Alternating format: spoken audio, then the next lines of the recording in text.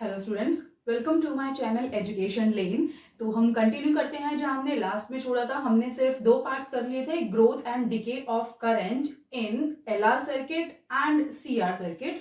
हमारा third part है growth and decay of charge और current you can easily find in CL circuit. ठीक है, चलो स्टार्ट करते हैं। सबसे पहला फर्स्ट पार्ट करते हैं हम, charging of capacitor through inductor. ठीक है, अब इंडक्टेंस के थ्रू हमारा कैपेसिटर जो है वो चार्ज हो रहा है। पिछला केस हमने किया था कि रेजिस्टेंस के थ्रू हो रहा था। ठीक है, आपको एक बेसिक चीज मैं आपको ऑलरेडी समझा चुकी हूँ। वो क्या है कि अगर एल आपका या इंडक्टर आपका सर्किट में लगा होता है तो वो क्या करता है, ईएमएफ इंड्यूस करता है इन ऑपोजिट डायरेक्शन। ठीक है, और कैपेसिटर और रेजिस्टर जब लगे होते हैं तो इनके अक्रॉस क्या होता है, पोटेंशियल डिफरेंस। ठीक है, इनके अक्रॉस क्या होता है, पोटेंशियल डिफरेंस, या फिर इनके अक्रॉस पोटेंशियल ड्रॉप होता है। ठीक है, और ये क्या करता है, ईएमएफ इंड्यूस करता है। सिर्फ ये बेसिक चीजें हैं जिनको यूज करके हम बता सकते हैं कि हम यह कैसे सॉल्व करेंगे, क्या नेचर होगा हमारा चार्ज का ड्यूरिंग चार्जिंग एंड डिस्चार्जिंग, किस तरीके का बिहेवियर होगा। तो लेट अस स्टार्ट। सबसे पहले एक बार देख लेते हैं कि कैसे लिखना है। बहुत ही इजी है, हम ऑलरेडी कर चुके हैं। ठीक है, when key K is suddenly pressed, capacitor begins to store charge। अब जैसे ही मैंने इस की को प्रेस किया है तो मतलब क्या हो रहा है, सर्किट कंप्लीट हो गया है। सर्किट कंप्लीट होने का क्या मतलब है कि इसके अंदर चार्ज जो है वो दौड़ने लगा है। ठीक है, और चार्ज इसके अंदर दौड़ रहा है, इसका मतलब क्या हो गया, जो कैपेसिटर है वो अपने अंदर चार्ज स्टोर करना स्टार्ट कर दिया है। यहाँ पर capacitor begins to store charge. Now, due to presence of inductor, induced EMF is produced in the circuit। अब इसकी वजह से EMF प्रोड्यूस होगी। ठीक है, किस डायरेक्शन में होगी, ऑपोजिट डायरेक्शन में होगी।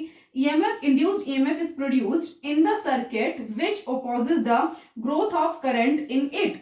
जो करंट बढ़ता जा रहा है इसके अंदर, सर्किट के अंदर जो EMF ऑपोजिट डायरेक्शन में लग रहा है वो क्या करेगा, करंट को दबाने की कोशिश करेगा, क्योंकि ऑपोजिट डायरेक्शन में है। इफेक्टिव ईएमएफ जो है वो कम हो जाएगा। ठीक है, क्या हो जाएगा, E minus L D I by D T. ठीक है, now let Q be the charge on capacitor and D I by D T the rate of growth of current. जैसे जो ग्रोथ ऑफ करंट है वो हमने क्या consider कर लिया है, D I by D T, और चार्ज कितना है कैपेसिटर में भी क्या कंसीडर किया है, Q। Now the EMF induced in inductor क्या होगा, minus L D I by D T, ये यहां पर हमने लिख दिया है।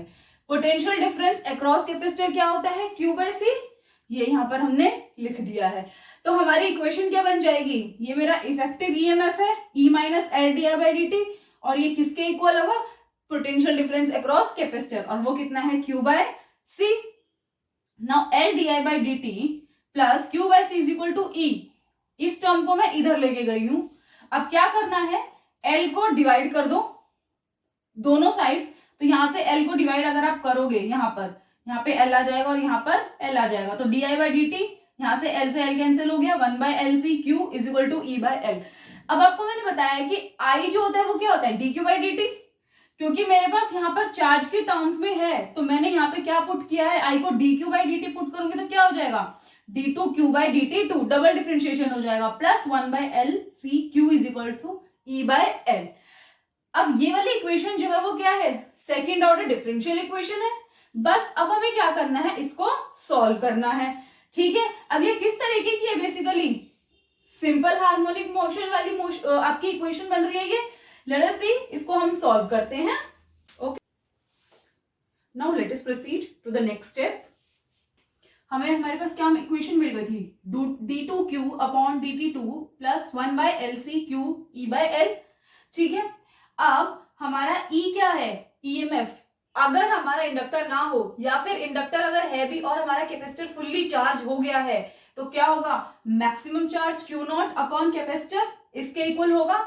हमने पिछले वाली एप्लीकेशन या पिछले वाले टॉपिक में भी पढ़ा था। ठीक है, तो ये आप ध्यान रखेंगे। नाउ अब इस स्टेप से ये वाला स्टेप आया है, यहाँ पे मैंने इस वाली टर्म को मैं इधर लेके गई हूँ, LC कॉमन लिया है। L तो कॉमन है लेकिन C मैंने क्या किया, मल्टीप्लाई डिवाइड यहाँ पर कर दिया है, तो LC कॉमन आ गया है यहाँ पे। अब EC को मैं यहाँ क्या लिख सकती हूँ, यहाँ से EC is equal to Q naught, तो यहाँ पर यही चीज आपने लिख दी है, Q minus Q naught is equal to 0। अब ये जो आपकी इक्वेशन है ना, ये second order second order differential equation है जो किस तरीके की है, ये है differential equation of undamped simple harmonic motion. किस टाइप की है, कुछ इस टाइप की है, dt2x upon dt2 plus p2x is equal to 0। ये आपने मैथमेटिक्स में किया है, ये पूरा जो है ये मैथमेटिक्स का पार्ट है, ठीक है। ये मैं पूरा नहीं करवा रही हूं, जब आगे आपका टॉपिक आएगा उसमें भी पूरा मैथमेटिक्स है, तो आपको मैथमेटिक्स में डिफरेंशियल इक्वेशंस बहुत अच्छे से आना चाहिए, तभी आपको ये टॉपिक समझ आएगा, ठीक है। इसमें हमने डायरेक्ट जो है इसका सॉल्यूशन लिखा है, आपको एग्जाम में भी डायरेक्ट आप लिख सकते हो, आपको जरूरत नहीं है कि आप पूरा सॉल्व करो, because it is physics not mathematics.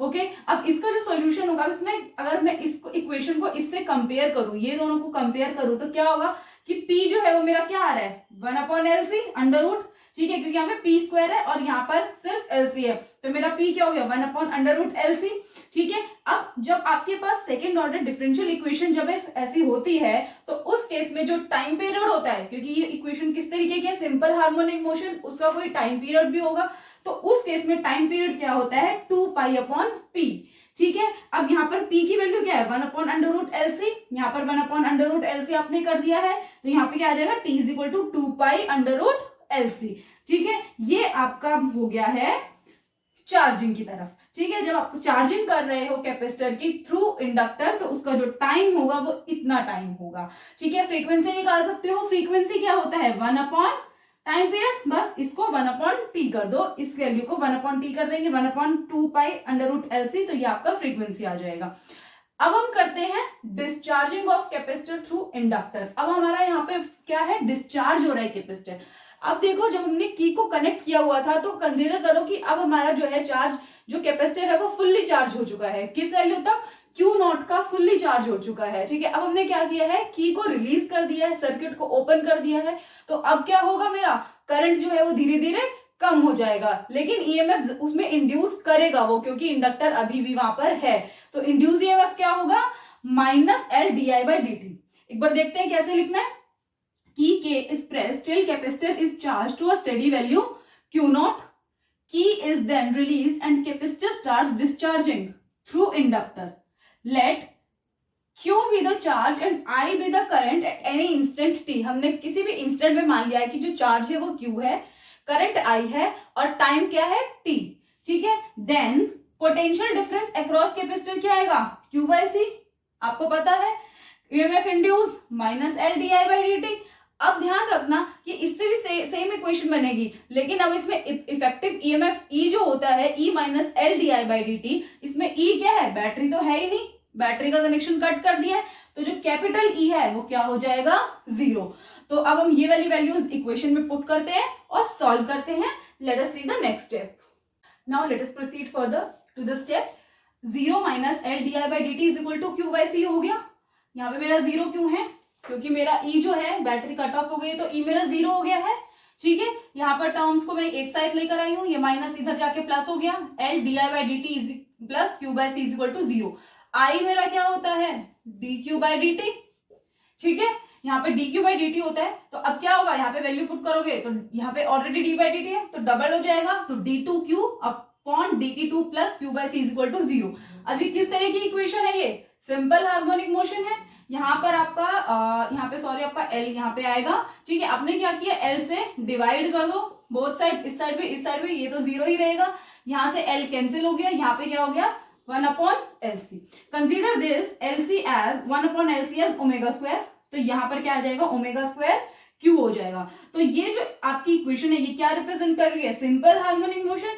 अब जो इस तरीके जो इक्वेशन होती है ना, उसका जनरल सॉल्यूशन जो होता है, आपने मैथमेटिक्स में किया होगा, जनरल सॉल्यूशन क्या होता है, Q is equal to A sin omega t plus five, ठीक है। तो आपका जो चार्ज की जो इक्वेशन है वो आ गई है, वो किस तरीके की है, सिंपल हार्मोनिक मोशन है। अब इसका सॉल्यूशन देखते हैं किस तरीके का होगा, ठीक है। इसमें हमें एग्जैक्टली अब हमें क्या निकालना है, ये जो कांस्टेंट A है इसकी वैल्यू निकालनी है, और ये कैसे निकलेगी, जब हम इनिशियल कंडीशंस पुट करेंगे। तो इनिशियल कंडीशन क्या है, जब टाइम t 0 था, जब इनिशियली हमने स्टार्ट किया था, तो चार्ज कितना था, मैक्सिमम था, ठीक है। तो at time t is equal to 0, Q is equal to Q0। तो यहाँ पर आप वैल्यूज पुट कर दो, Q is equal to Q0, यहाँ पे Q0 A साइन t 0 है, तो ये 0 हो जाएगा, तो साइन 5, तो Q0 is equal to A sine 5। यहाँ से A आपने निकाल लिया, Q0 upon A sine phi. ये आपकी ए की वैल्यू आ गई है। अब आपको क्या करना है, अब phi is equal to pi by two पे देखो, फाई जब आपका पाई बाई टू होगा 90 डिग्री होगा तो ए क्या हो जाएगा, क्यू नॉट। क्यों, क्योंकि साइन पाई बाई टू की वैल्यू क्या होती है 1, ठीक है, तो ए क्या हो गया, क्यू नॉट हो गया। तो अब हम क्या करते हैं, हमारा phi is equal to pi by two पे हमारा सोल्यूशन क्या होगा, Q is equal to Q naught sine omega T plus pi by two. यहाँ पर फाई की जगह मैंने पाई बाई टू पुट कर दिया। जब पाई बाई टू आप यहाँ पे करते हो तो आपको पता है कि हम इसको कन्वर्ट करके कॉस ओमेगा टी कर सकते हैं। ये ऑलरेडी आपका पूरा मैथमेटिक्स का रूल है, ठीक है। तो आपका जो फाइनल इक्वेशन थी वो क्या आ गई, Q is equal to Q naught cos omega T, ठीक है। Now this equation represents simple harmonic motion, ठीक है। तो इससे हम रिजल्ट निकाल सकते हैं कि जो हमारी डिस्चार्ज है वो डिस्चार्ज क्या है, उसका नेचर क्या है, oscillatory. Discharging is oscillatory in nature. और टाइम पीरियड क्या होता है 2 पाई बाय ओमेगा। ओमेगा मेरा यहां से क्या है, यहाँ पे 1 upon LC is equal to omega square था, तो ओमेगा मेरा क्या हो जाएगा 1 अपॉन अंडर रूट एलसी, ठीक है। तो 1 अपॉन ओमेगा क्या हो जाएगा अंडर रूट एलसी। यहाँ पर 1 अपॉन ओमेगा की वैल्यू पुट करो तो 2 pi under root LC. So this was all about charging and discharging of capacitor through inductor. ये आपका बहुत ही इंपॉर्टेंट टॉपिक है। इसके बाद नेक्स्ट वीडियो में हम करेंगे charging of capacitor through resistor and inductor, ठीक है। ये जो टॉपिक होगा, जो नेक्स्ट वाला वीडियो का टॉपिक है वो बहुत ही इंपॉर्टेंट है और लेंथी टॉपिक है। आप प्लीज अपने मैथमेटिक्स के डिफरेंशियल इक्वेशंस या सब कुछ रिवाइज कर लो अच्छे से, क्योंकि इनका बहुत ज्यादा जरूरत पड़ेगी। मैं आपको डायरेक्टली बताऊंगी अब कैसे क्या इक्वेशंस है वो आप मैथमेटिक्स में करोगे, मैं सिर्फ आपको स्टेप वाइज बताती जाऊंगी कि ये इसका सोल्यूशन है, ये इसको कंसीडर करना है, ठीक है। फॉर एग्जांपल छोटी छोटी चीजें होती हैं, जैसे अब इसका ये डायरेक्ट सोल्यूशन ये ऐसे होता है, ठीक है। तो ये अब मैं आपको एक्सप्लेन नहीं करूंगी क्योंकि हमें क्या करना है, हमें एप्लीकेशंस करनी है, हम मैथमेटिक्स नहीं कर रहे हैं, तो ये आप मैथमेटिक्स में करेंगे, ठीक है। फॉर एग्जाम्पल अंडर रूट 1 क्या होता है, आयोटा होता है। तो ये सारी चीजें आपको ऑलरेडी पता होनी चाहिए, ये सिर्फ एक एग्जाम्पल था। तो मैथमेटिक्स पार्ट आपको पता होना चाहिए, आपने मैथमेटिक्स में किया है, नहीं किया तो आप ना रिवाइज कर लो। So this was all about today's video, ठीक है। टिल देन अच्छे से पढ़िए, रिवाइज करिए, समझिए टॉपिक को। Thank you for watching my video and please subscribe channel Education Lane for further video updates of second semester for now.